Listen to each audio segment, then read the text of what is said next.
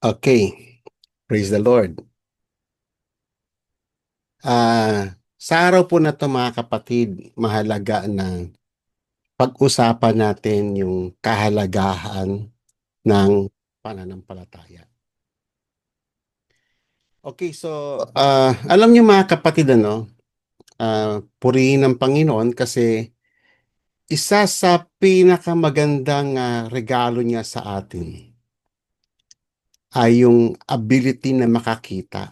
Ano pong pinag-uusapan natin? I'm not talking about yung ating, physical eyes, kundi yung atin pong spiritual eyes. At ngayon mga kapatid, tayo 'no, tayong mga tinubos ng Panginoon ay pinagkalooban tayo sa tulong ng banal na Espiritu Santo ng ability to see. Ability to see things in the light of God. Yan, mahalaga po yan ano. So ibig sabihin, tayo na mga hinirang ng Panginoon, iba yung nakikita natin kaysa sa nakikita ng mundo. Kasi yung mga redeemed lang ang pinagkalooban ng banal na espiritu ng kakayanan, ability to see spiritual things, no? Ah, magbabago pag binuksan ng Espiritu Santo ang iyong paningin, magbabago ang pananaw mo sa mga bagay na nangyayari sa paligid, sa mga bagay na naririnig mo sa mga pahayagan, magbabago ang lahat ng pananaw mo sa mga pangyayari, no?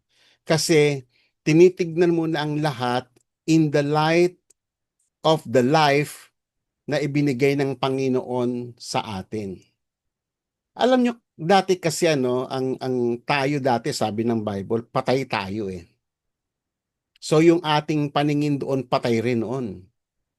So tinitignan natin ang mga bagay sa mundong ito in the eyes of death.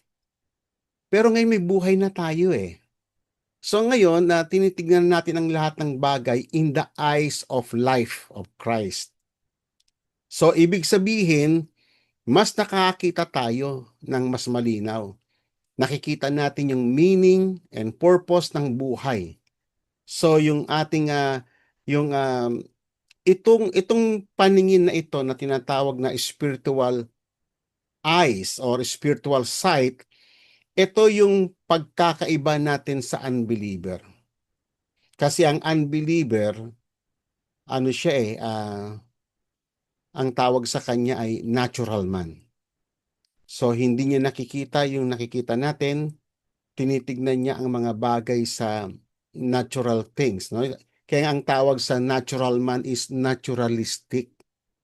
So ibig sabihin ng naturalistic, tumitingin lang sila sa buhay in the context or yung in the framework of biological fact. So, kung ano lang yung nakikita ng yung tinatawag na em, empirical evidence. Ibig sabihin, pag empirical, ito yung mga nakabase lamang sa iyong paningin, sa iyong nakikita, sa iyong limited sa iyong five senses. Yan ang natural man.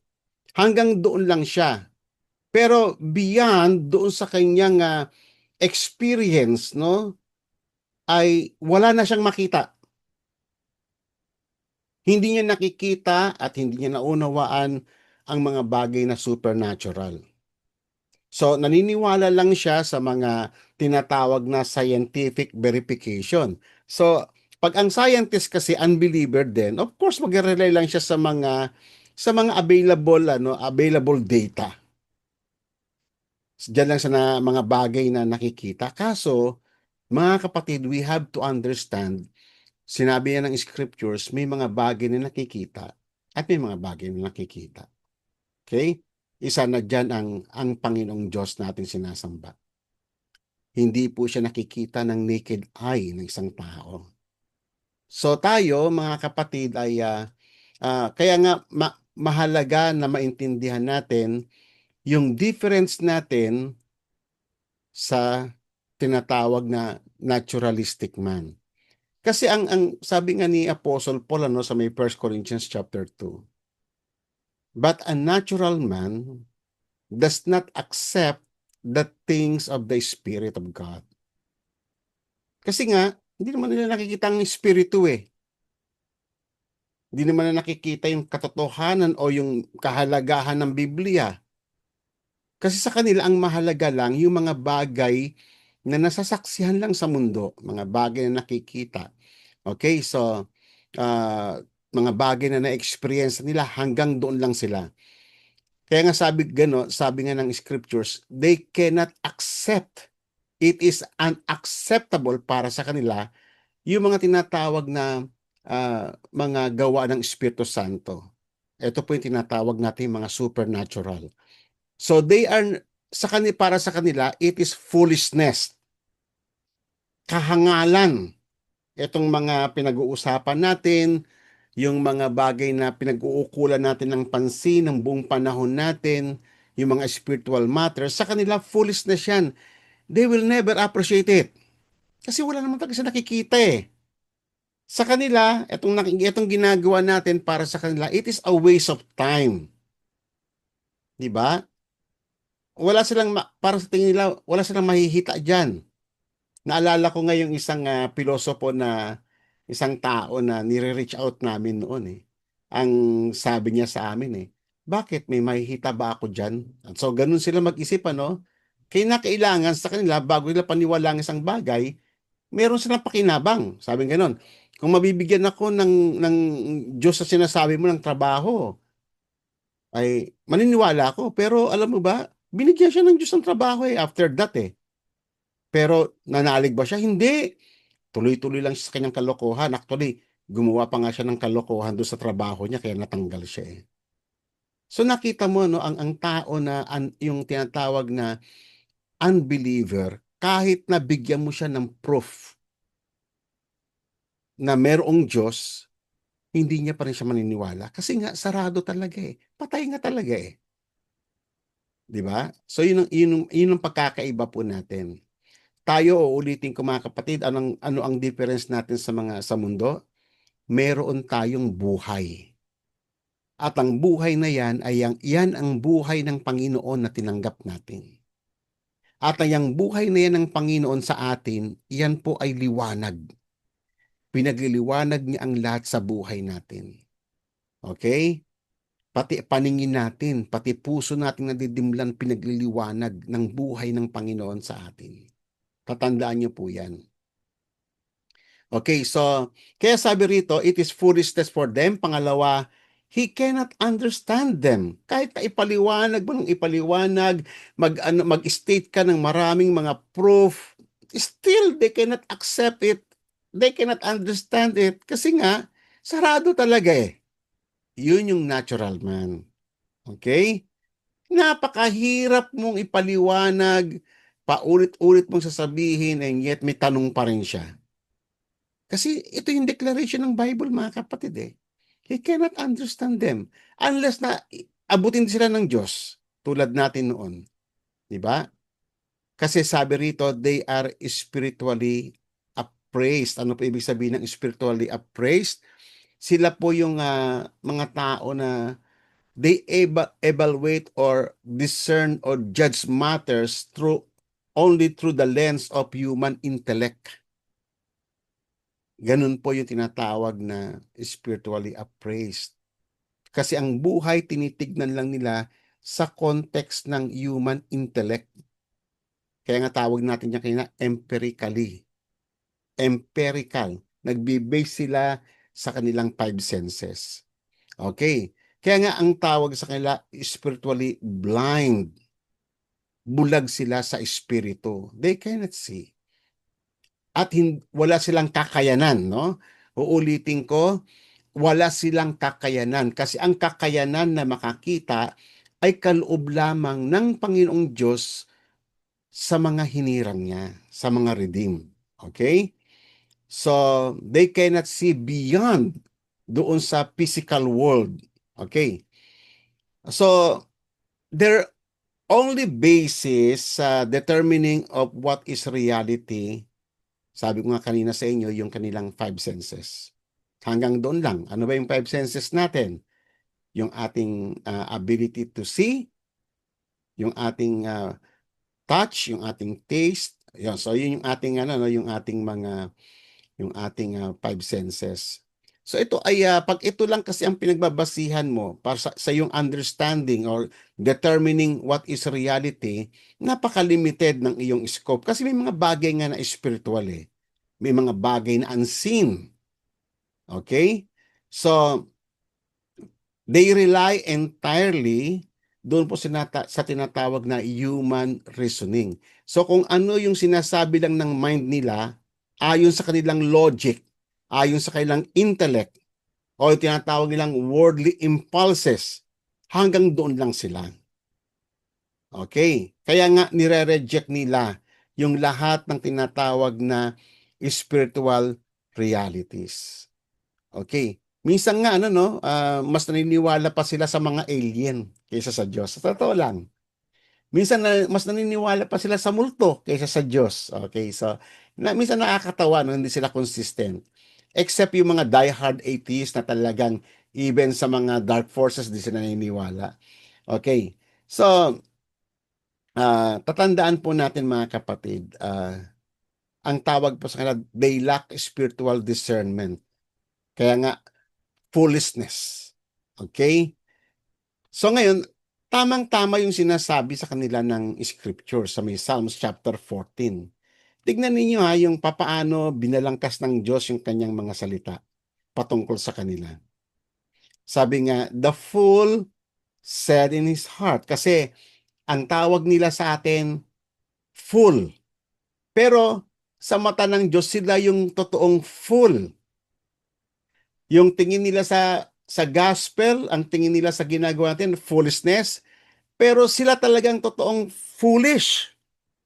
Kaya nga sabi nga ng Panginoon, no, inaddress ng Panginoon, the fool said in his heart, there is no God. Bagamat yung ilan sa kanila naniniwala daw na merong Diyos, pero in reality, pag yung kukutuhan mo na yon, kung imamagnify mo na yun sa kanilang buhay, wala talaga silang, wala talaga, there is no God talaga sa buhay nila. Kasi, kung meron mang Diyos sa buhay nila, hindi sana sila gagawa ng masama. Kasi, yung awareness na mayroong Diyos, yun yung magbibigay sa iyo ng takot na wag mong gawin yung mga bagay na ayaw ng Panginoon. The fact na kayang-kaya nilang makiapid, kayang-kaya nilang manloko ng kapwa, kayang-kaya nilang gumawa ng mga ganito, ng palihim, kasi nga they have no God in their hearts. Kahit na sinasabi nilang naniniwala sila sa Diyos, pero yung actions nila ang nagsasabi, there is no God. Okay? Ngayon, ang characteristic, no, pinakita rito sa may verses na to kung ano yung mga characteristic ng isang hangal o yung taong tinatawag na unbeliever o yung naturalistic man. Sabi rito, no, kasi nga hindi siya naniniwala sa Panginoon, so wala silang moral compass. Kasi sa Diyos, nakita naman po natin mga kapatid, no, tayo na mga tinawag niya, ang tawag sa atin, mga taong naturuan ng Diyos. Okay? Ang unang-unang, hindi nyo napapansin mga kapatid, ang unang-unang palatandaan na ikaw ay naniniwala sa Diyos, nagkaroon ka ng takot sa Diyos.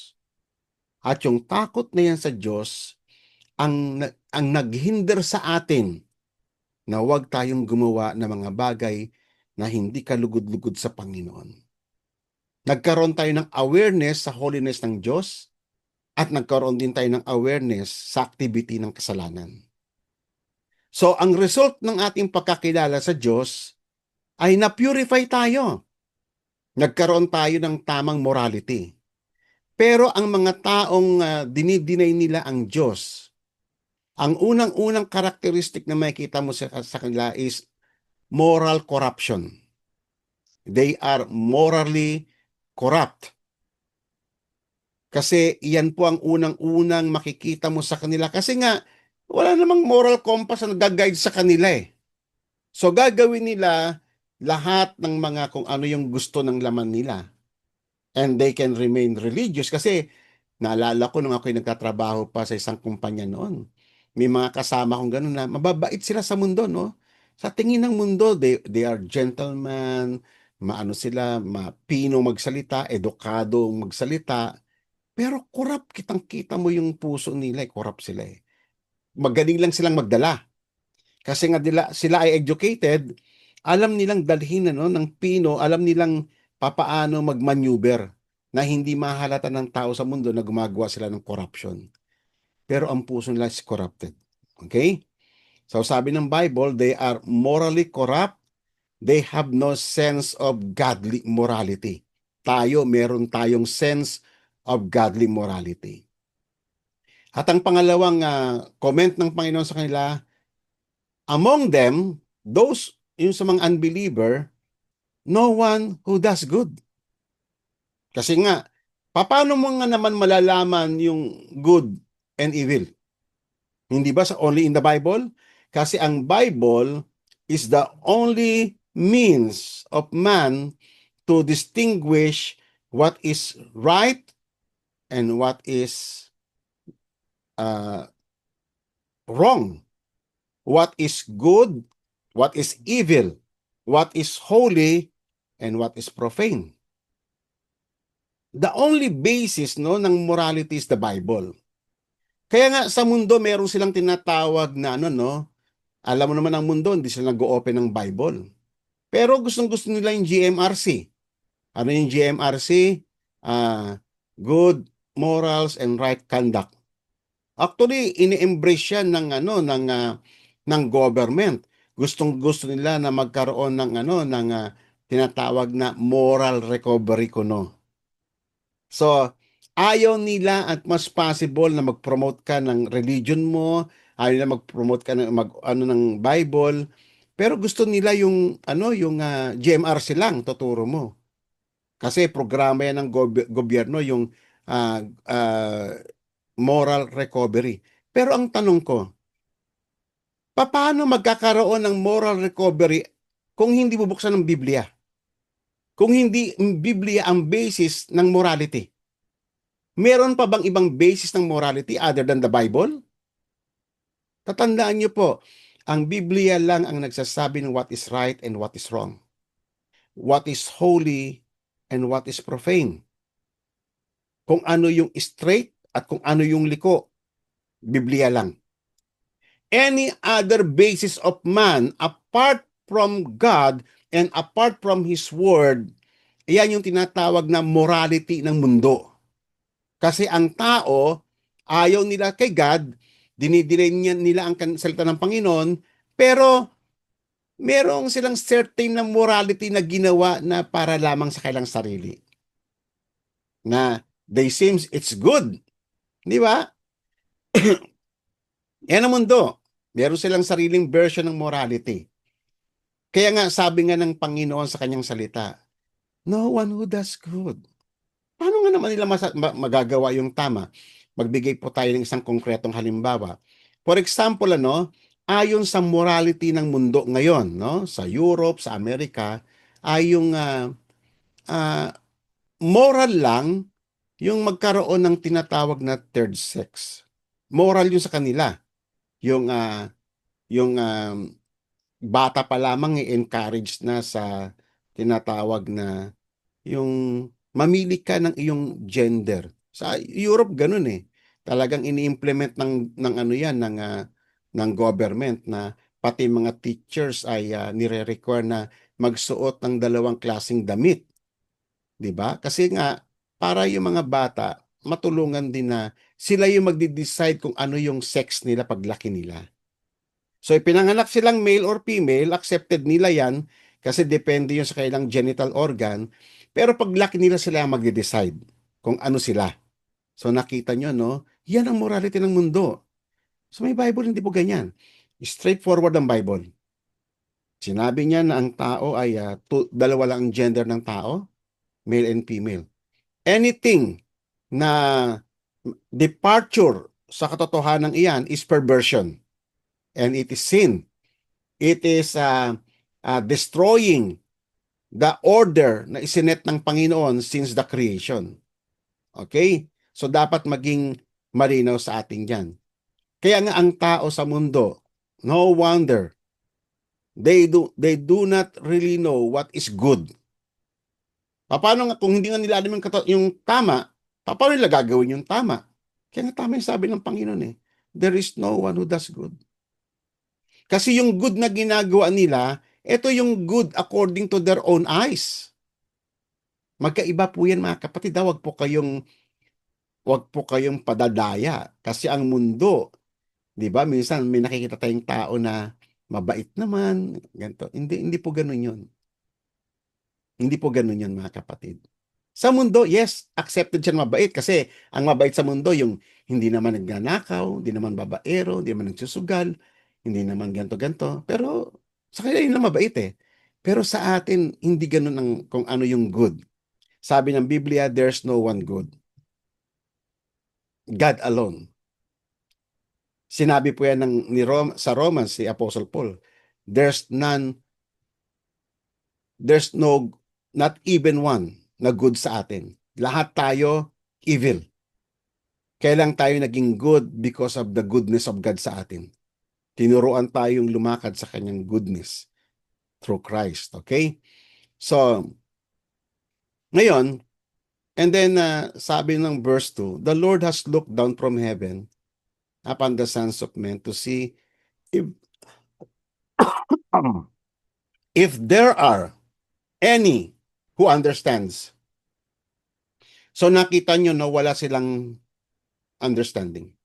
Ano yung understanding na pinag-usapan dito? Understanding of what is reality.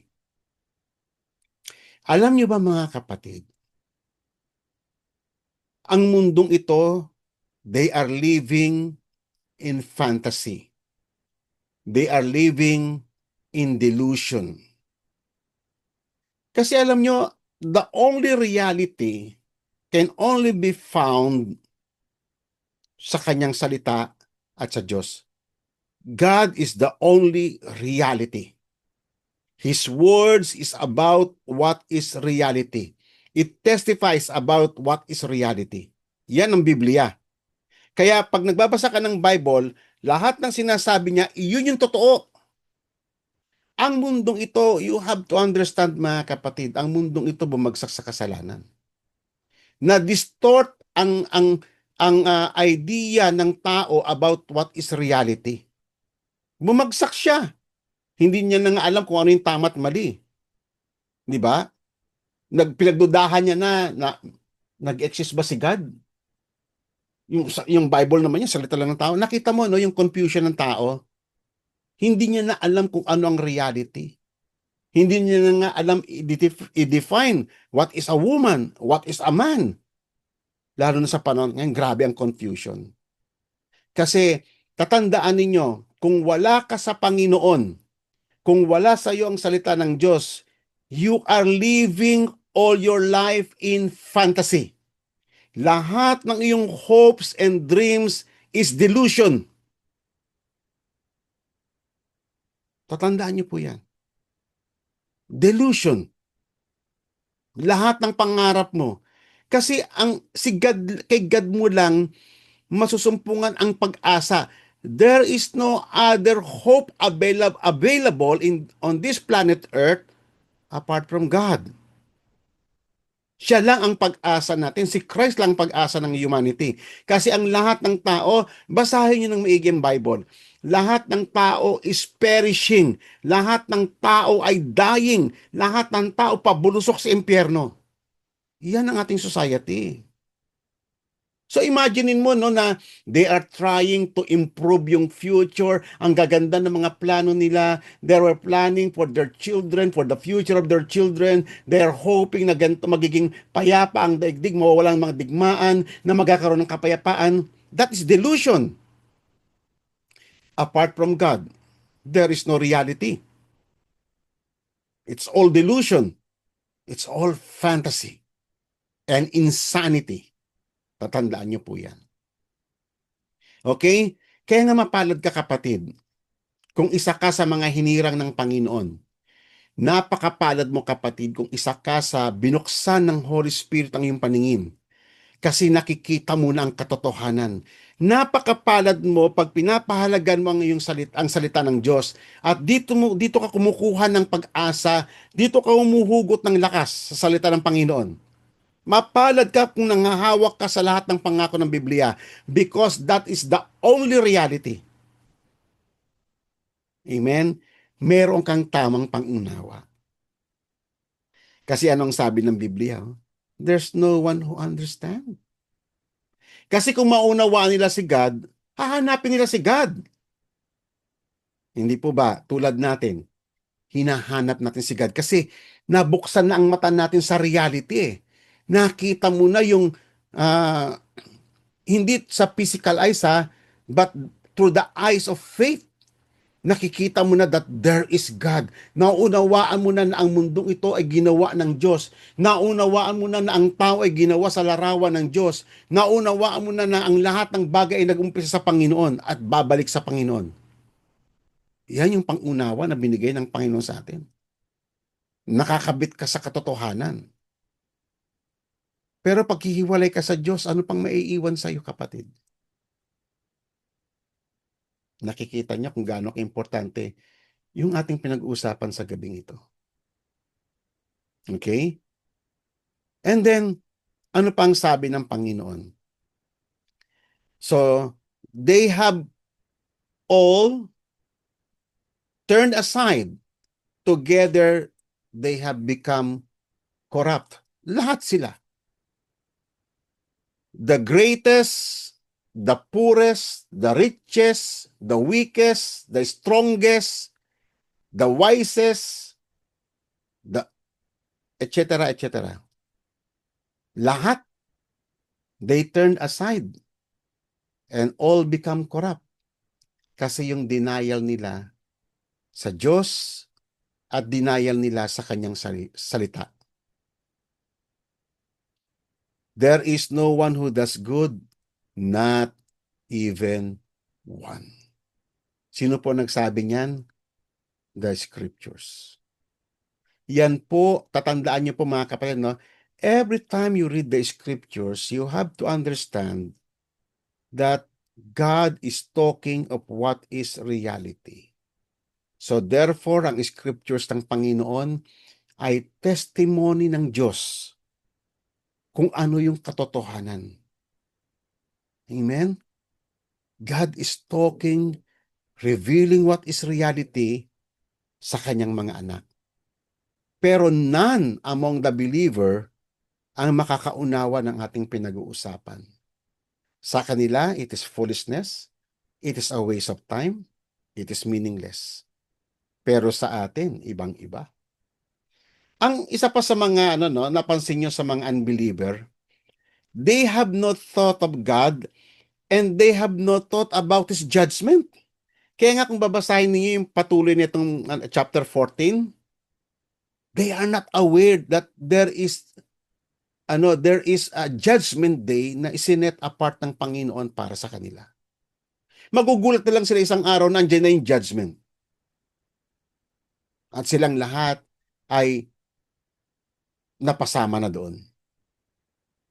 Kasi nga, they have no sense of reality eh. Ang alam lang nila, ang buhay ay everything sa mundong ito. Life is all there is. Yan lang sa kanila. Hanggang doon lang sila.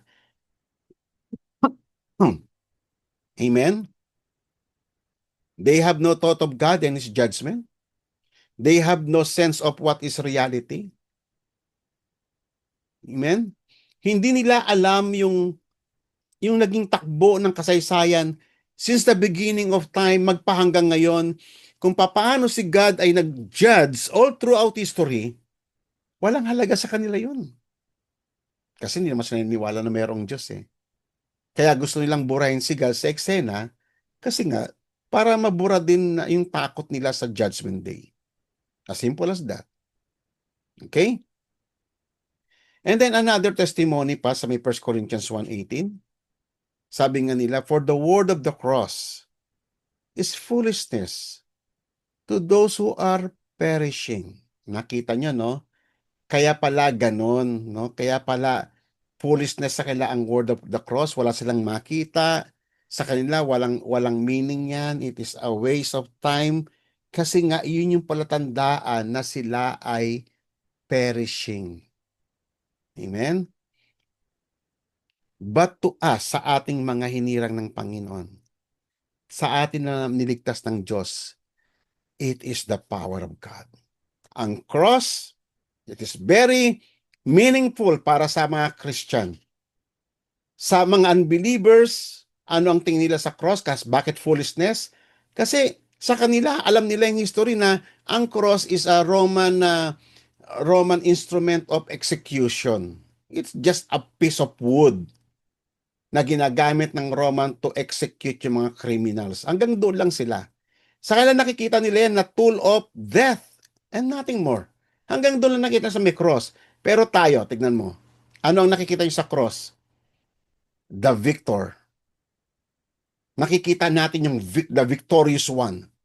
Napagtagumpayan ng Panginoon ang kasalanan, ang kamatayan, at ang sumpa. Napagtagumpayan niya si Satan. Nabawi tayo ng Panginoon pabalik sa Diyos. At iyon ay malaking kalugihan para kay Satanas. Okay? Iba ang nakikita natin sa cross. Nakikita natin ang victory ni Christ at ang pag-asa natin. Nakikita natin ang cross as the end. End siya ng endless cycle of sin sa buhay ng tao. 'Di ba? Kung hindi dahil sa cross na yan, sana tuloy-tuloy pa rin tayo sa pagkakasala. Pero nabali ang ano na yan, yung endless cycle of sin sa buhay natin. Nawasak yan ng Panginoong Yesus eh. 'Di ba? Kaya nga mga kapatid, mahalaga na makita nyo ang cross as the ultimate victory of Christ over Satan and over death. Okay? Para sa atin, God is alive. God is present in everything we do. Sa lahat ng pangyayari sa mundo, God is present. Alam ng Diyos ang lahat ng nangyayari. Lahat ng mga anumang lupalop ng daigdig, alam ng Diyos ang nangyayari. Okay? God is the only overwhelming reality. Tatandaan po natin yan. And any man who denies God ay walang sense of ultimate reality. Because the only true reality principle is to admit the claim of the sovereign and triune God and His word over His creation. Tinatanggap natin yung reality na yon, na si God ang pinagmulan ng daigdig, si God ang pinagmulan ng lahat ng meron sa daigdig na ito, at lahat ng ito ay babalik sa Panginoon para sa kanyang kaluwalhatian. Okay? So,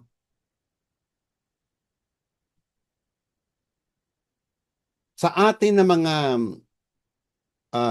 hinirang ng Panginoon, to the redeemed, we were given the ability to see the wondrous works of God on the cross. Na nakikita natin ang cross is grand masterpiece ng ating Diyos. Alam niyo ba yung grand masterpiece? Ang tawag natin dyan sa Tagalog ay obra maestra. Ibig sabihin, ang daming nangyari dyan sa tagpo na yan. Diyan na i-demonstrate ng Diyos ang kanyang karunungan, kung paano na-meet ang kanyang justice, ang kanyang righteousness, ang kanyang holiness, ang kanyang wrath, ang kanyang mercy, ang kanyang compassion, ang kanyang love, ang kanyang grace. Lahat ng iyan, it seems opposing truth. Pero na-meet lahat yan dyan sa may cross na yan. It is a grand masterpiece of God. Excuse me.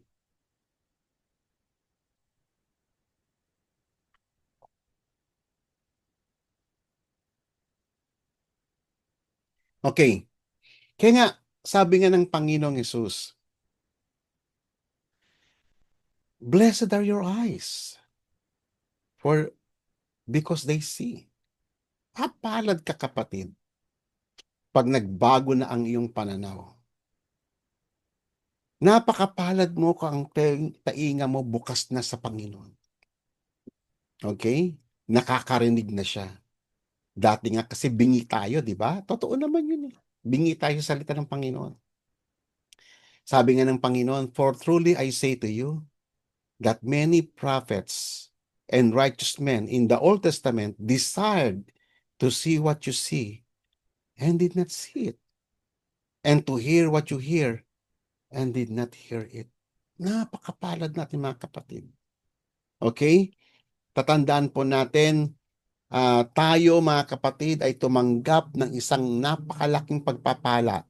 At anong pagpapalang ito? Yung ability to see things through the eyes of faith. At ito yung mga taong tinatawag na led by the Spirit of God. Sumasa atin ng Espiritu Santo, tinutulungan niya tayo makakita, makaunawa, makarinig, at sumunod. Yan ang ginagawa ng Holy Spirit sa atin. Tatandaan niyo po mga kapatid, faith is one of the marvelous gift ng Diyos sa atin. For through it, we were able to see the unseen reality. Nakikita natin yung unseen reality. Okay? We were able to understand even yung mga bagay na nag-transpire long ago kahit wala tayo doon. Kasi wala naman tayo ng creation eh. Wala naman tayo nung ginawa ng Diyos ang unang tao. Wala tayo sa crucifixion site, wala tayo doon eh. And yet we believe. Yan ang faith. Nakakakita ka, nakakaunawa ka. Kaya nga isa yan sa mga wonderful gift ng Holy Spirit. But take note mga kapatid, ang tao na apart from God, meron din naman siyang faith, pero distorted ang kanyang faith, tainted by sin. Bakit ko po nasabi na ganon? Kaya nga ang tao without God, hindi siya mariligtas kahit na meron siyang pinoprofess na faith. Kasi tignan niyo ang tao sa mundo nung wala pa ang Panginoon. Ang faith niya distorted eh. Ang faith niya nasa albularyo. Ang faith niya nasa mga aswang, nasa mga multo. Ang faith niya nandoon sa may, alam niyo ba yung, di ba, sa Tagalog, kapag magbubuhos ka lalo maggabi, tabi-tabi po dito sa Isabela, ang tawag niya bari-bari, di ba? Sa Tagalog, tabi-tabi po. Para bang nagpapaalam ka sa unseen, na unknown, na unseen, na may mga created beings na wala diyan sa madilim. Kita mo, no? Kung minsan papaniwala pa tayo doon eh. Ganon distorted yung ating pananampalataya noon.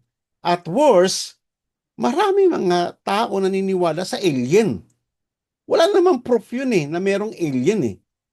And yet naniniwala sila kasi they don't know the scriptures. Pag nagbasa kasi ng scriptures, wala naman kasi talagang ganon. Okay? So, kaya nga ang faith, is the marvelous gift of God to us because through it, we were able to see the unseen reality. Okay? We were able to see the invisible hand of God. Nakikita natin ang Diyos kumikilos sa ating buhay. Kung paano tayo pinoprotektahan, paano tayo sinasamahan, paano tayo pinagpapala, nakikita natin yung kanyang divine providence, yung kanyang salvation, yung kanyang guidance, at yung kanyang mga himala.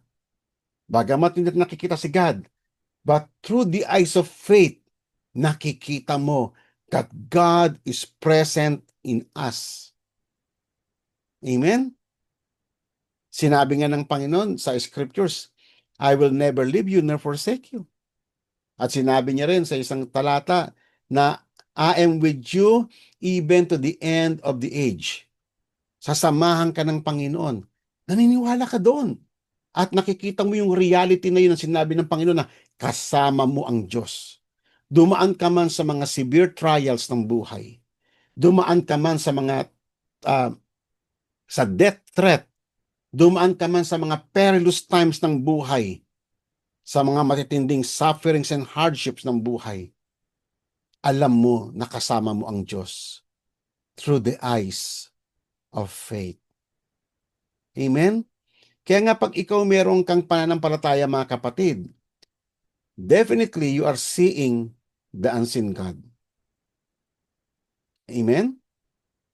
So, yan pong faith na yan also is the means of the Holy Spirit to help us hear the words of God. Okay?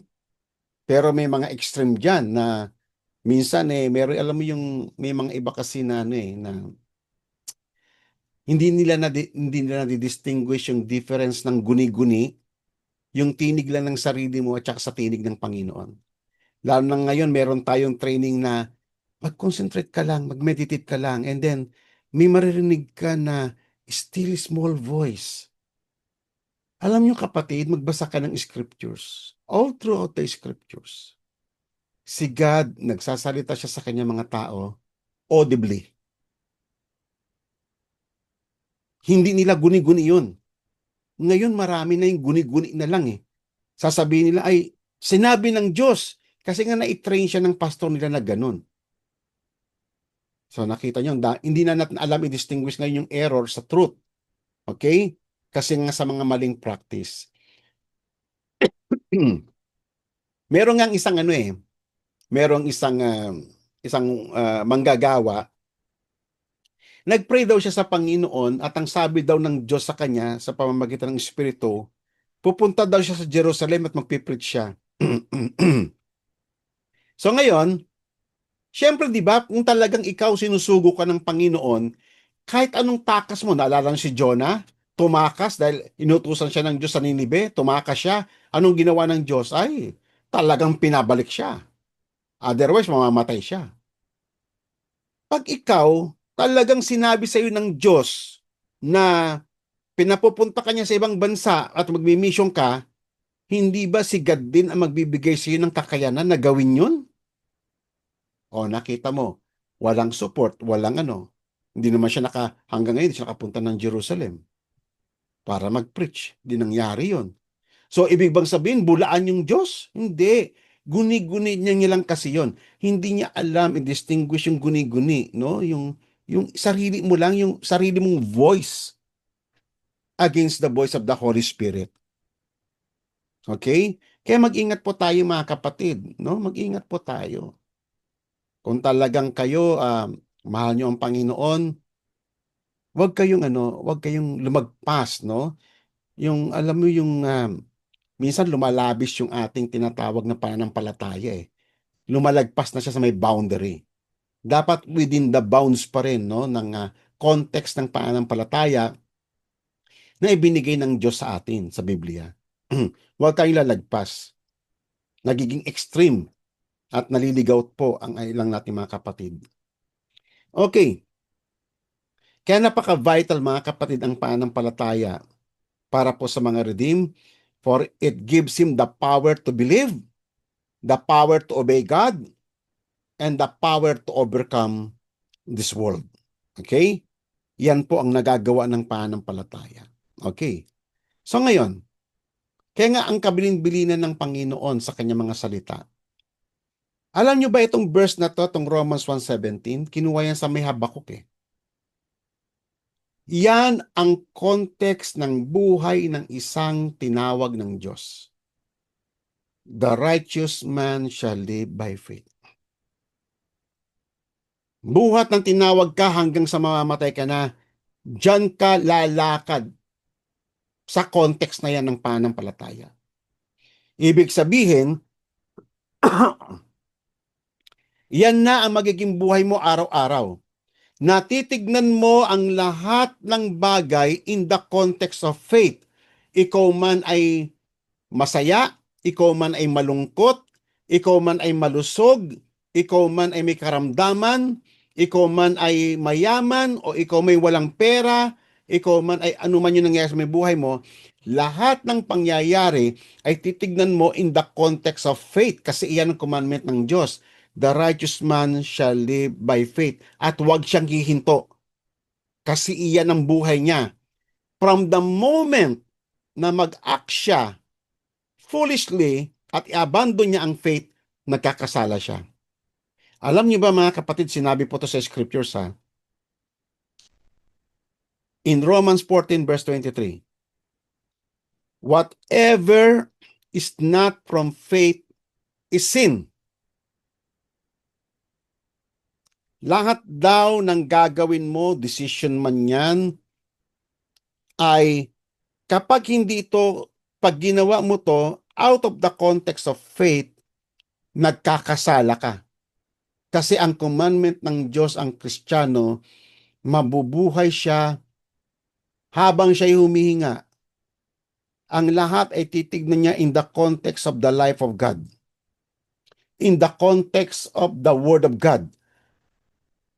Believing in God. At dito maraming struggle sa mga Kristiyano. Amen po ba? Pagdating na dito, sometimes we struggle. Okay? Sometimes may hinihingi tayo sa Panginoon at hindi nagmaterialize. Nananawa tayo. Nananawa tayo. At minsan tayo na yung gumagawa ng paraan. At kapag ikaw inabandon mo ang mandate ng Panginoon at sarili mo ng paraan na ginagawa mo, nagkakasala ka na nun. Di ba, ang magbigay lang tayong isang halimbawa. Katulad noon, nung pangako ng Diyos kay Abraham, sabi ng Diyos kay Abraham, ikaw ay magiging ama ng maraming bansa. At nilinaw pa yan ng Panginoon. Sabi pa nga nakipag-bargain pa si Abraham, baog ako eh. Ay, matanda na ako at yung asawa ko baog. Hindi na kayo magkakaanak biologically, physically. Kasi overage na kami. Magwa 100 years na si Abraham, si Sarah magna 90 years na. Talagang it is very impossible na in the context of physical condition ng tao. Sa limitations ng katawan ng tao. Pero sinabi ng Panginoon, nilinaw kay Abraham, hindi yung alipin mo, hindi sa alipin mo magkakaroon, hindi alipin mo ang tagapagmana. Anak mo, galing sa iyo.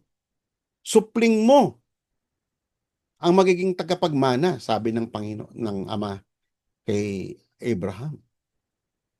So ngayon, biro mo kasi tinawag si Abraham, 75 years old siya. Tumatanda na siya. Kasi nagkaanak siya, 99 years old, 100 years old na siya nung nagkaanak na siya eh. Saka lang natupad yung pangako ng Panginoon, yung initial na anak. Kasi ang plano ng Panginoon, magiging bansa siya. Ang anak niya ay magiging sindami ng bituin sa langit o buhangin sa dagat. So, ganun karami. Talagang malaki ang plano ng Panginoon. Pero, ang ibinigay lang sa kanya, isang anak lang, no, si Isaac. Pero along the way, sa pagitan ng 75 years old niya at saka 100 years old, nainip sila eh. Pati yung kanyang asawa na si Sarah nainip. Kaya, inintroduce ni Sarah na, ano kaya, sipingan mo yung aking alipin na si Hagar para magkaanak ka na. Para matupad na yung pangako ng Panginoon. So nakikita mo na human effort na yun. Naakala mo, matutulungan mo si God. Hindi. It is a sin. It is outside sa faith na ibinigay ng Diyos sa iyo. At marami pa mga tagpong ganyan.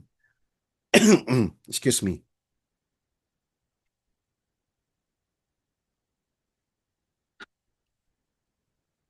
Okay.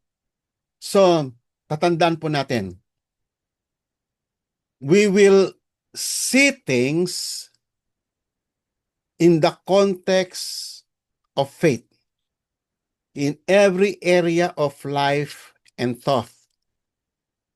Titignan mo ang lahat in the context of faith. Kasi yan ang commandment ng Diyos. The righteous man shall live by faith. Paano pastor kung nawalan ako ng trabaho, wala na kami makain? Lalakad ka sa pananampalataya. Paano pastor kung nagkasakit ako, may cancer ako, di na ako gagaling? Hindi yun kapatid. Alam ng Diyos lahat yan. Lumakad ka sa pananampalataya. Alamin mo kung Hanggang saan lang ba yung buhay na binigay na sa'yo ng Diyos? Magpasalamat ka. Kasi yun yung binigay ng be thankful kay God anumang haba ng buhay na binigay niya sa'yo. Kung humihinga ka pa sa umaga, pasalamat ka. Kasi sa totoo lang, wala tayong claim kay God. Kasi lahat, tatandaan niyo po, nung dati, wala na tayong claim kay God. Na-forfeit na natin lahat ng inheritance natin kay God kasi sa dami ng ating kasalanan. Na pinagpala na lang tayo ng Diyos alang-alang na lang kay Kristo. Nung tayo na iugpong kay Kristo, we receive the blessings of God. Kasi si Christ ang the blessed one. Tayo, ang tawag sa may Bible sa atin, the cursed ones. Yan tayo. Si Christ lang ang the blessed one. Kaya nung tayo ay naiugpong sa Kanya, dumaloy ang blessing sa atin. Tatandaan niyo po yan. Okay. So, ganun po tayo mga kapatid, no? Ang faith ang magbibigay ng motivation sa atin sa lahat ng ating mga actions, sa lahat ng ating mga thoughts, sa lahat ng ating mga decisions, at sa ating mga pananalita. Okay? So, lalakad tayo by faith and not by sight. Hindi yung empirical basis, ano? Hindi yung ating five senses ang magdidictate sa atin ng kung ano ang reality. Kung hindi kung ano, sabi roon, man shall not live by bread alone, but by every word that proceed out of the mouth of God. Doon tayo mabubuhay. Kung ano yung decree ng Diyos, kung ano yung itinakda niya, doon ka mabubuhay. Kasi iyon yung buong buhay mo. Lalakad ka sa pananampalataya. You have to see God. Kahit na ikaw ay na in pain, lalakad ka sa kay God. Mananalig ka sa Kanya. Titignan mo pa rin kahit na ikaw ay wala kang pera. Kahit kayo ay namatayan, titignan mo pa rin ang lahat sa context ng pananampalataya. Uulitin ko, from the moment na mag-depart ka sa faith, you are sinning against God. Okay. So, another verse, everything that does not come from faith is sin. Tatandaan po natin yan. Okay. So, alam nyo, kapatid, no, dito sa Deuteronomy chapter 6, meron ditong isang batas na ibinigay ang Panginoon na do not put God to test. Sabi ni Moses sa Israelita, wag na wag ninyong gagawin yung ginawa nyo sa may Masa and Meriba. Ano yung makikita nyo sa Exodus chapter 17, verse 7. Kasi doon, nung yung tagpong iyon, nung nandun na sila sa may Masa and Meriba, nag-complain sila kay Moses. Sabi nila, Moses, walang mainom, walang tubig. Papatayin mo ba kami rito, pati mga anak namin sa gutom at saka sa uhaw dito sa gitna ng wilderness? Sabi nila. And then, sabi ni Moses, bakit nyo tinetest ang Panginoon? Kaya nga, yung lugar na yan ay tinawag na Masa, kasi iyan yung naging nila, is the Lord among us or not? Pag ikaw pala nag-doubt ka sa presence ng Diyos, kinu-question mo yung kanyang directions, you doubt His reality and His presence, it is a grave sin against God. Naalala ko kasi mayroong isa akong kilalang pastor naikwento din sa akin ng isang pastor din na kaibigan niya. Nung time na dumating siya sa isang matinding krisis, marami kasi siyang anak, ang liliit pa ng mga anak niya. At ang trabaho niya ay yung alam niyo yung gumagawa ng mga panaplex, nasa line siya ng mga arts, yun yung kanyang pinagkakitaan. Mga signages, panaplex, hindi pa uso ang tarpaulin noon So yun yung kanyang kabuhayan. So ngayon dumating ang time na sobrang hirap. Sobrang hirap talagang walang pagkain, wala na silang Alam mo ba, nagtantrum siya sa harapan ng Panginoon. Kinwestiyon niya si God. Sabi niya, nilabas-labas niya pa yung bulsa niya na wala na siyang pera. Yung kanyang wallet, pinakita niya pa sa harapan ng Diyos na wala ng pera. Di ba sabi mo, anak mo kami? Pero bakit ito? Tamo yung bigas namin. Tinaktak niya pa sa harapan sa Panginoon, ha. Tinaktak niya pa yung, ano nila, yung lagay ng bigas na wala ng bigas. Tapos, para bang kini-question si God na, sabi mo, anak mo kami, bakit ganito, ganito? Sabi mo, pangako mo, ganito, ganito, tapos bakit walang ganito? Kapatid, delikado yan. Wag niyong gagawin yun. Never doubt the presence of God. Never question. Magkakasala, yan yung tinatawag na putting God into test. Yung questionin mo na, totoo ba si God? Si God ba'y talagang suma sa atin kung ikaw ay nasa bingit ng alanganin? Never question that kasi nakakatakot na kasalanan yan. It is putting God into test. It is a serious sin against God. Okay? So, take note lang po niyan. Mababasa niyo po yung kwentong iyan sa Exodus 17. Kaya nga kinuman niya sa Deuteronomy chapter 6 you shall not put the Lord your God to test. Kasi ang Diyos lang ang nagbibigay ng test sa atin, not the other way around. Wala tayong karapatan na i-test si God kasi siya yung pinaka-essence ng reality. Amen?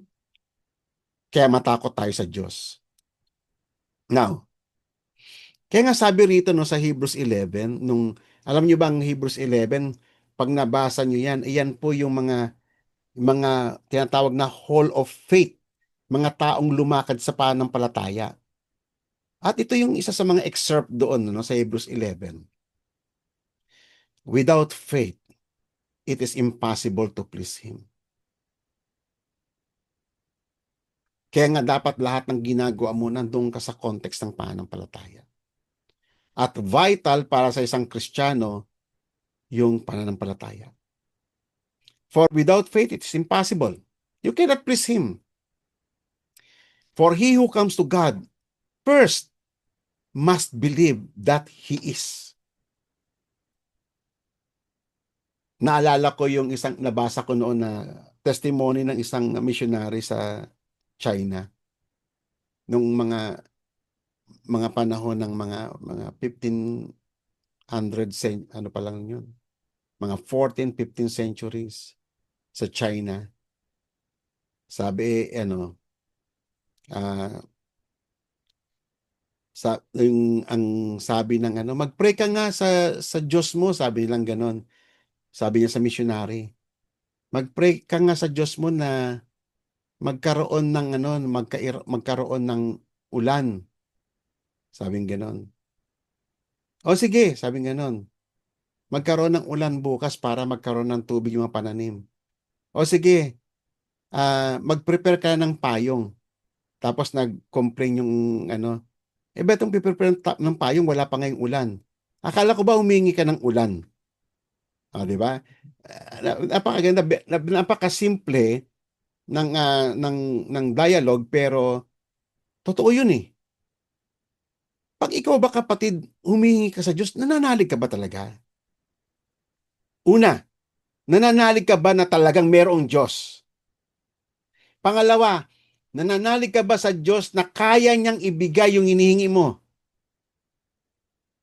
Pangatlo, kung hindi man binigay ni God, mananalig ka pa rin ba? O yan, mga magagandang mga tanong po yan. Kasi yan po sinasabi, without faith, it's impossible to please Him. For he who comes to God must believe that He is. Dapat naniniwala ka and you will never doubt His presence, His reality. Even hindi niya tugunan ang iyong panalangin. Kasi hindi naman lahat ng hinihingi natin tama eh. Hindi naman ng lahat ng hinihingi natin ay naka-align sa kanyang purpose. Minsan yung mga hinihingi natin, mga caprice na lang natin. At minsan mga hinihingi natin, hindi man mga kabuti para sa atin. Mas alam ng Diyos kung ano yung mga kabuti para sa atin. May timing ang Diyos sa lahat ng bagay. Amen? You cannot dictate God kung kailan niya bibigay yon. Si God, wala siya sa kalendaryo natin. Kasi siyang gumawa ng kalendaryo. So si God, nasa kanyang discretion kung kailan kanya pagpapalain, kung kailan niya tutugon yung panalangin mo. Minsan sabi nga sa may Bible tinugon niya na yung panalangin mo bago ka pa lamang manalangin. May mga ganung instances May mga instances din na Habang nanalangin ka, tinugunan ng Panginoon. Meron din na pagkatapos mo manalangin, tinugon ng Panginoon. Meron din ang tagal mo nanalangin, di pa tinutugon ng Panginoon. O, ang tanong doon, mananalig ka pa rin ba kay God regardless ng kung ano man yung response niya? Do you still believe that He is? Amen. Kaya nga minsan tinitigan tayo ng Diyos kung nananalig tayo sa Kanya. Minsan titignan ka ng Panginoon kung talaga bang nananalig ka ba talaga? Naniniwala ka ba talaga sa presence ko? Naniniwala ka ba talaga sa aking kapangyarihan? Di ba? Tayo ang tinetest ng Panginoon, but we have no right to test Him. Patandaan po natin yan. At ito po ang isang maganda, that He is a rewarder of those who diligently seek Him. Kapag ikaw, kapatid, lumalakad ka sa Kanya, regardless ng mga difficulties, regardless ng kung ano man yung response ng Panginoon, tapos nakita ng Diyos na talagang lumalakad ka hanggang sa dulo, nire-reward ng Diyos yan. Tatandaan ninyo, lahat ng act of obedience ay nire-reward ng Diyos. Ang Diyos natin kasi rewarder siya. Amen? At maraming mga Kristiyano ang nagpapatotoo dyan. Ang Diyos rewarder siya. Amen? Sometimes nga, beyond pa sa pinagpipray mo. Ang ibinigay ng Panginoon, magugulat ka na lang na, wow, grabe naman. Yes, kahit sa amin na-experience namin yan. Nakita namin ang kamay ng Panginoon. Di ba? Nire-reward ng Diyos. Kasi naalala ko noon, nag-start kami ng kids ministry doon sa may Bliss, sa isang lugar dito sa amin. Nakita kasi namin ang daming mga bata. And then nag-start kami ng ministry sa kids doon. Every Saturday, doon sa bahay na ang baba ng bubong, na kapag summer, halos parang ramdam na ramdam mo yung init sa ulo mo.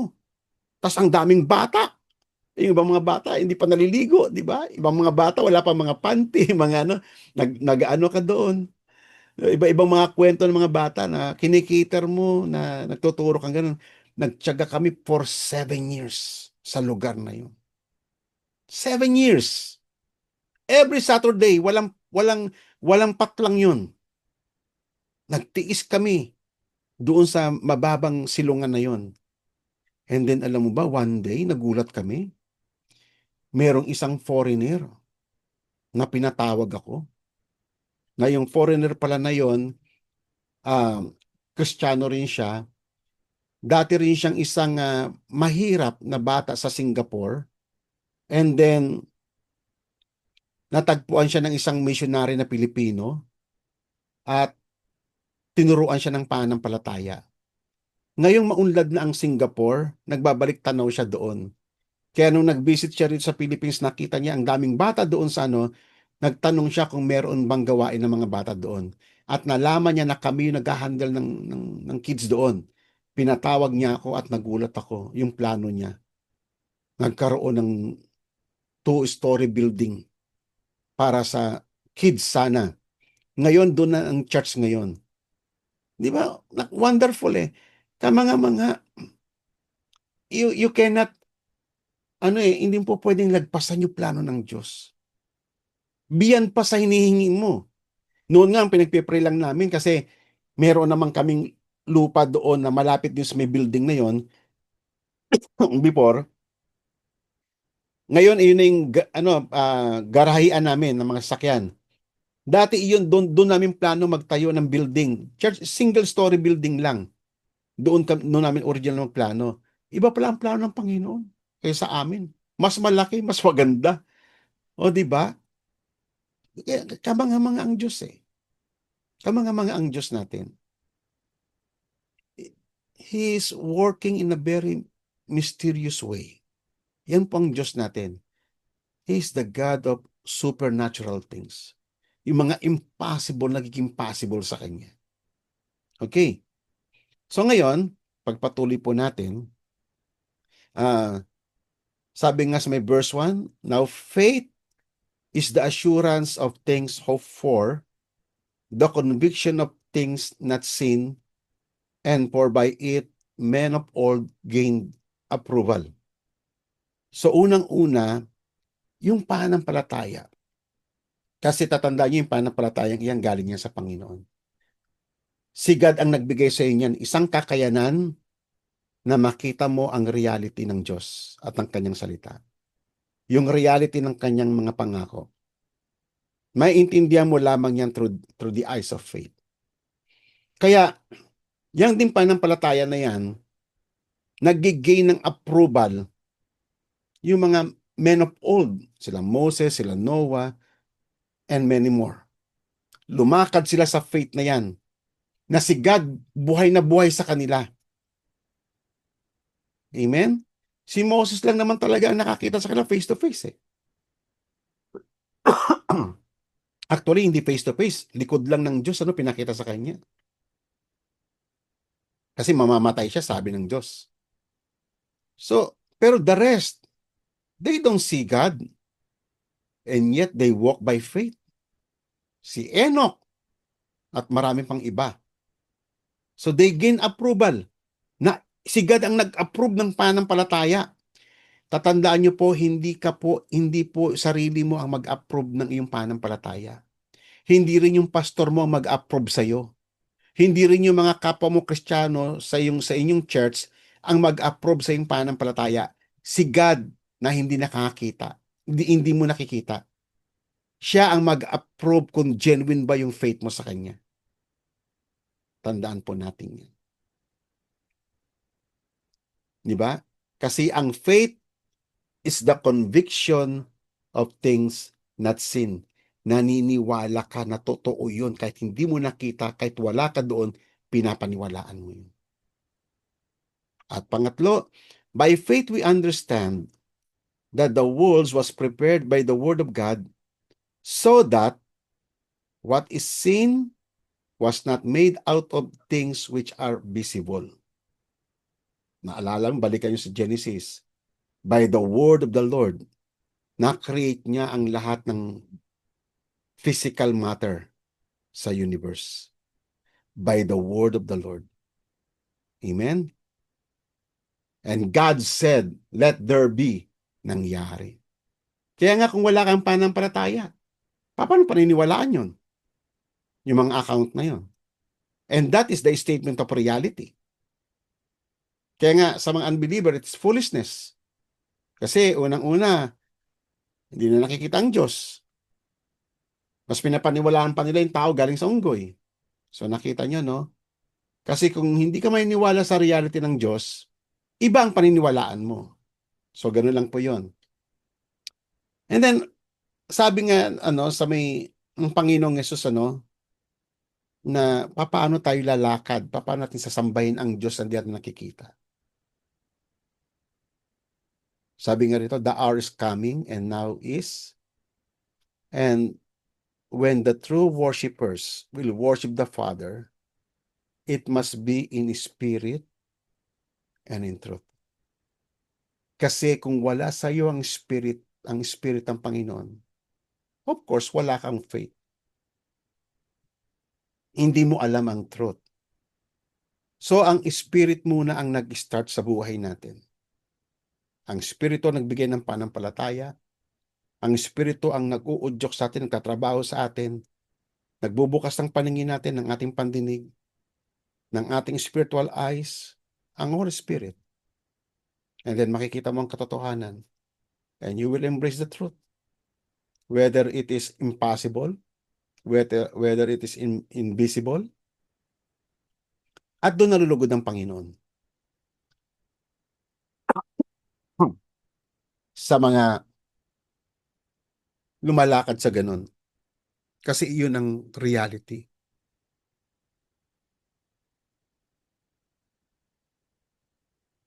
Okay? Yun ang totoong worshipers ng Diyos. Sila lang. Wala na iba. Marami mga worshipers, so-called worshipers sa different religions. Even among us, na mga born again. Pero ang tanong dito, are they walking? Are they facilitating the truth provided by the Holy Spirit? For such people, the Father seeks to be His worshipers. Okay? Kasi ang Diyos nila nakikita eh. Sabi nga rito, God is Spirit and those who worship Him must worship in Spirit and truth. Talagang you cannot worship God without the Spirit. You cannot obey Him without the Spirit. And without the Spirit, you have no faith. You have no understanding of what is reality. Okay? So ngayon, sa may Bible, may mga sa Hebrews 11, magkukuha lang po tayo ng 4 lang na example and then we will end up this topic. Sabi rito, by faith, Abel offered to God a better sacrifice than Cain, through which he obtained the testimony that he was righteous. So yung faith ni Abel ang nag-testify na siya ay matuwid. Okay? God testifying about His gift. Si God mismo. Kasi ginawa niya ito sa pamamagitan ng pananampalataya. Uulitin ko, any kinds of offering outside sa context ng faith is sin. Kahit nag-o-offer ka. Kahit nasa giving kayo, nasa giving ceremony kayo, kung hindi mo ginagawa yon ng true faith, kung hindi mo ginagawa yan through faith, hindi ka naniniwala na ang Diyos ay dapat parangalan sa mga bagay na meron ka. Kung hindi ka naniniwala na ang Diyos ang pinagmulan at siya ang dapat tumanggap ng the best portion mo, ay talagang mahirap pagbigay. Alam mo ba, ang giving ay isa sa mga pinakamahirap gawin ng isang Kristiyano. Only through faith, maiintindihan mo ang importance ng giving. Amen po ba? Kasi magbibigay ka sa Diyos na hindi mo nakikita. Magbibigay ka sa Diyos na walang pangangailangan. Magbibigay ka sa Diyos na ang layunin ay para sa pagpapalaganap ng kanyang kaharian. Amen? Yan yung ano eh. Yan yung kung bakit ka nagbibigay. Actually, hindi naman talaga yan para lang sa pastor eh. Ang mga offering ay para sa Panginoon. Para sa kanyang kaharian.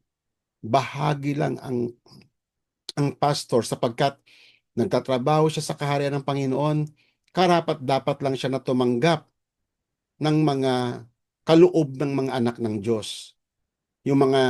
Ang trabaho nila ay magturo ng salita ng Panginoon, nag-aaral sila ng maigi, they spend times at hindi biro kayo ng mga pag-aaral, at trabaho din naman ng mga nakikinig na pagpalain naman yung ginagamit ng Diyos.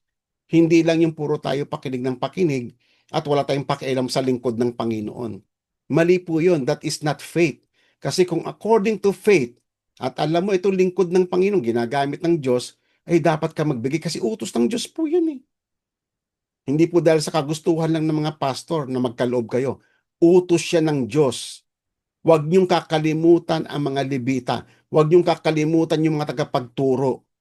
Kung papaano kayo nakikinabang no sa mga panalangin ng pastor, sa kanilang mga pagtuturo, nakikinabang kayo sa mga bagay na spiritual, sabi ng Apostol Pablo, dapat din naman suklian ninyo ito ng mga pakinabang din na material para naman sa inyong mga tagapagturo. Kung ikaw kapatid, gusto mo lamang makinig na makinig, tapos wala kang puso sa pagkakaloob sa mga lingkod ng Panginoon, you are sinning against God. Kasi commandment yun ng Panginoon. Uulitin ko, anything apart from faith is sin. Kaya magbigay kayo ng maluwag. Isama nyo yan sa agenda nyo mga kapatid. Hindi dahil sa ako, pastor ako, hindi po ganun yun. It is the commandment of God. At kasalanan ko rin yun pag hindi ko yan tinuro sa inyo. Matuto kayong magkaloob din sa mga lingkod na ginagamit ng Panginoon. Okay? Kasi hindi nyo kayang tumbasan ng salapi ang spiritual na pakinabang na meron kayo na nakikinabang kayo ngayon. Okay. So, kaya nga sabi rito, God testifying about His gifts, and through faith, though He is dead, He still speaks. Okay. Another example taken from Hebrews chapter 11 ay si Enoch. Actually, si Enoch napaka-brief ng kanyang narrative. Sabi rito, by faith, Enoch was taken up so that he would not see death. Hindi niya nakitang death eh. And he was not found because God took him up. Kinuha na siya ng Panginoon. For he obtained witness that he was being taken up, he was pleasing to God. Pero kung titignan mo yung narrative, kung ano yung katangian ni Enoch, tatlo lang. Enoch walk with God. Enoch please God. Enoch live sa Panginoon. Tatlo lang. Ay, hindi, yun. Enoch walk with God. Enoch please God. Enoch was taken by God. Tatlo lang. Napaka-simple, napaka-brief statement. Pero kitang-kita mo na yung panahon iyon na pag sinabi mong you walk with God, you walk through faith in Him. Kaya nalugod ang Panginoon sa Kanya. Amen? Tayo ngayon, wala tayong bukang bibig kundi puro rapture. Pero kapatid, tanongin mo sarili mo, are you living in faith? Habang ikaw ay nasa ibabaw ng lupa. Tanongin niyo po yan sa inyong sarili. Another example, si Noah. By faith, being warned by God about things not yet seen. No? Ito'y matagal pa. Actually, parang 100 years pa ba? Nung inutusan siya ng Diyos na gumawa ng arko, natapos niya after 100 years. So, by faith, Noah, being warned by God about things not yet seen, in reverence, prepared an ark for the salvation of his household, by which he condemned the world and became an heir of the righteousness which is according to faith. Nakita nyo, the always basis of righteousness ay yung pananampalataya sa Diyos. Ang tao ay nagiging matuwid sa kanyang pananampalataya. Hindi siya nagiging matuwid dahil sa kanyang magawa. Bagamat pag ikaw ay binilang ka na ng Diyos na matuwid, tutulungan ka rin ng banal na espiritu na lumakad ka rin sa katuwiran. Okay, dalawa lagi yan eh. Twofold yan. Yung isa tinatawag na positional, yung isa tinatawag na progressive sanctification. So positional, ginawa ka ng Diyos na banal, ginawa ka ng Diyos na righteous, ginawa ka ng Diyos na ikaw ay nag-resurrect. So meron po siyang second half. Ang Holy Spirit tutulungan ka rin dyan sa area na yan na makalakad ka in complement doon sa panawagan ng Panginoon. Kasi without Him, we cannot do anything. Okay. Last. So, by faith, Abraham, when he was called, obeyed by going out to a place which he was to receive for an inheritance.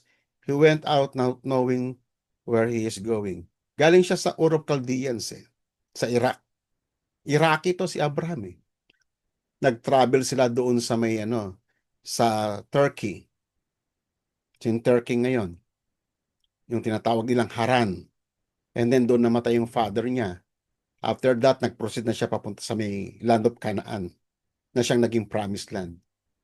So, isipin nyo, no, yung na yon, aalis ka sa iyong bayan, iiwan mo lahat ng iyong culture, lahat ng iyong custom, lahat ng iyong comfort, lahat ng iyong nakasanayan, iiwan mo yon at pupunta ka sa lugar na unsure,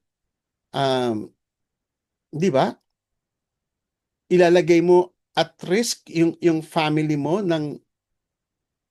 kung wala kang faith, it is very impossible to do that.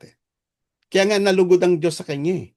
Pinaniwalaan niya lahat ng salita ng Panginoon kahit hindi niya nakikita si God. By faith, he lived as an alien in the land of promise, in a foreign land, dwelling in tents with Isaac and Jacob, fellow heirs of the same promise. For he was looking for the city which has foundations, whose architect and builder is God. So nakikita nyo yung kung ano yung ginawa ng pananampalataya sa Kanya. Tumatagos ang mata niya. Kasi ang sabi ng Diyos, alam niya yung land of promise na yun, yun na yung bigay ng Diyos na lupain sa Kanya eh. Pero siya, ang nakikita niya is more than that. Magtatayo si God ng isang city, ng isang kingdom, na ang magtatayo mismo hindi tao, kung hindi si God mismo. No, nakita niyo nagagawa ng pananampalataya. Kaya itong mga taong ito yung mga men of faith.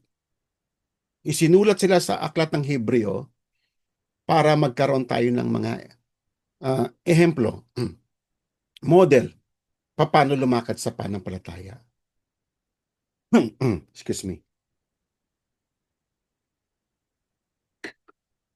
Kaya nga mga kapatid, purihin ang Panginoon sa gabing ito at sufficient na po yung atin pong mga halimbawa para ipakita yung kahalagahan ng pananampalataya. O, at ito lang mga kapatid, ito lang is the only means to see the invisible God through faith. Okay? At dito tayo kinakalugdan ng Panginoon. For without faith, it is impossible to please Him. Tayo pong lahat ay manalangin. Purihin ka, O Diyos, sa gabing ito. Salamat sa lahat ng iyong katotohanan. Salamat sa lahat ng iyong biyaya. Salamat, O Lord God, sa pananampalataya. Salamat sa ability to see the reality, O God. The unseen reality. Salamat, O Diyos, sa pagmumulat ng puso at isipan. Salamat sa pagbubukas mo ng aming mga puso.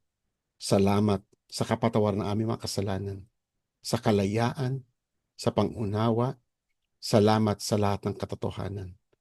Sambahin ka, O Diyos, at nawa ang mga bagay na aming tutunan sa gabing ito ay huwag namin makakalimutan sapagkat ito ay mahalaga para sa iyo, Ama, na nire-require para sa aming lahat na kami ay lumakad sa pananampalataya. Bless us, O God, and forgive all our sins. And Lord, help us in our weaknesses. Teach us concerning your ways. In Jesus' name we pray. Amen.